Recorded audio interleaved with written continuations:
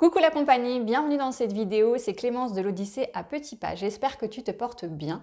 On parle ici de parentalité et de voyage. Welcome si tu nous découvres et si tu nous rejoins aujourd'hui. On va voir dans cette vidéo comment dépasser nos peurs pour réaliser nos rêves et notamment le rêve d'un voyage avec ses enfants. Alors j'aimerais dire deux, trois bricoles, peut-être que tu les connais, peut-être pas, sur la peur. Donc la peur, c'est une émotion saine et utile. Elle est là pour nous protéger du danger.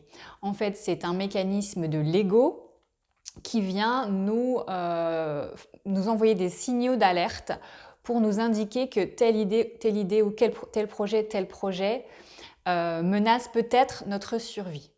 Alors, si on l'écoute trop, malheureusement, on ne fait rien. Si on l'écoute pas assez, malheureusement, on fait n'importe quoi. Donc l'idée, c'est de trouver le juste milieu. Pour en parler concrètement, avec des détails concrets, j'aimerais te partager quelques-unes de mes peurs que j'avais avant de partir en tour du monde et comment je suis allée au-delà pour pouvoir emmener nos enfants avec Simon, donc voir le monde pendant une huitaine de mois. Donc cet ego, en fait, c'est un petit peu comme ta grand-mère adorable qui veut absolument te protéger et te garder dans un cocon et qu'il ne t'arrive rien et que tu sois toujours en sécurité.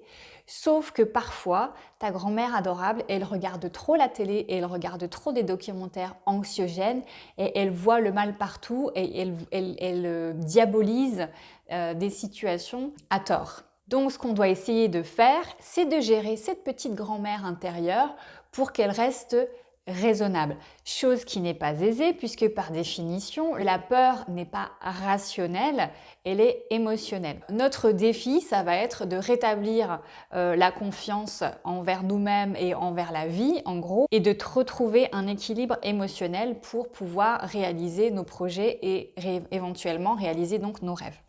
Alors, on va aller dans le concret, je vais t'expliquer brièvement comment mon ego voulait m'empêcher de réaliser ce tour du monde avec ma famille. Chaque soir, alors on va peut-être pas exagérer, très souvent les soirs quand je me couchais, au moment de poser ma tête sur l'oreiller et de rêver à ce projet et au bon moment qu'il allait nous apporter, en fait mon ego me faisait un tout autre scénario. On allait se prendre un tsunami sur la tête. On allait quitter notre situation tranquille, agréable, de vie sédentaire, épanouie, pour aller à l'autre bout du monde pour se prendre un tsunami sur la tête. Alors pourquoi mon ego, à votre avis, m'a joué cette scène?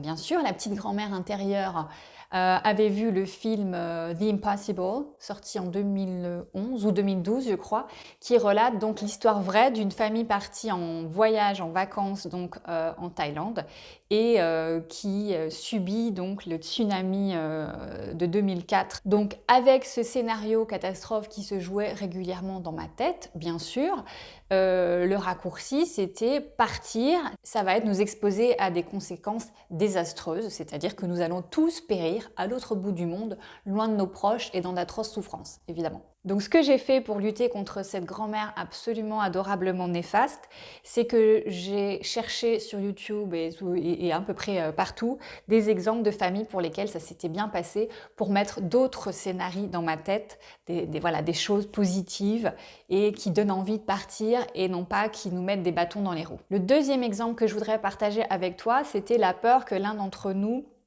perdent la vie, meurent là-bas quelque part autour du monde. Donc encore une fois, je m'imaginais que en fait partir, c'était potentiellement signer l'arrêt de mort de l'un d'entre nous, mais lequel?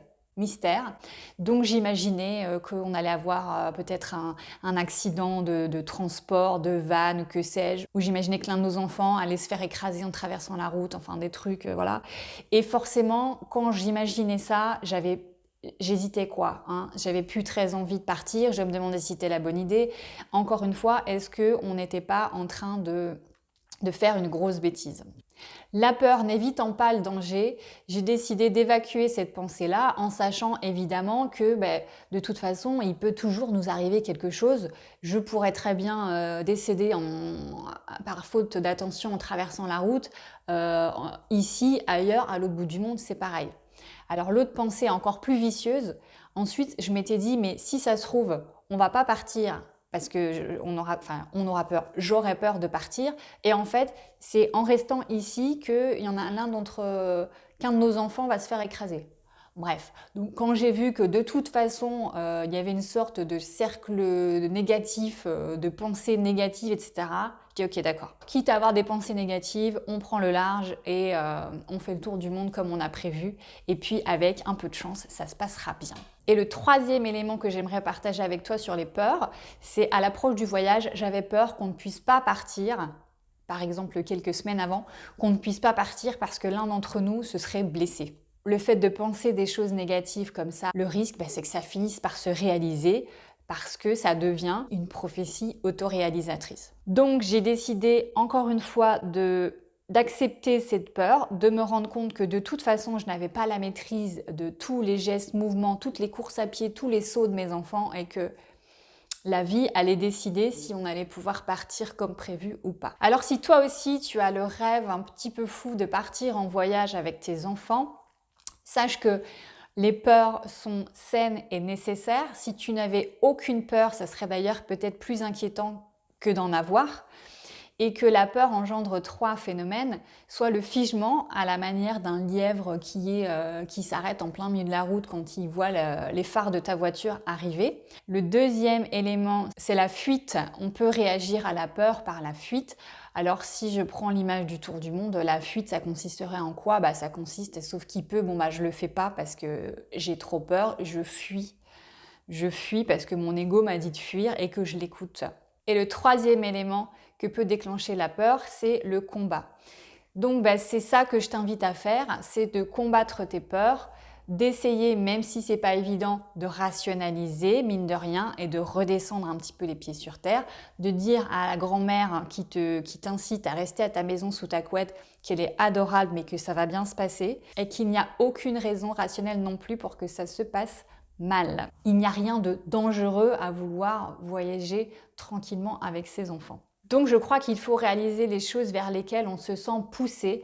J'espère que tu sauras surmonter tes peurs pour réaliser tes rêves, celui d'un voyage ou un autre. Et sache que pour moi, réaliser cette vidéo, c'est surmonter aussi de nombreuses peurs et que malgré de nombreux essais, voilà que tu as la vidéo sous les yeux, j'ai donc surmonté mes peurs. Je te retrouve la semaine prochaine, j'espère que ce contenu t'aura plu. Prends soin de toi et réalise tes rêves.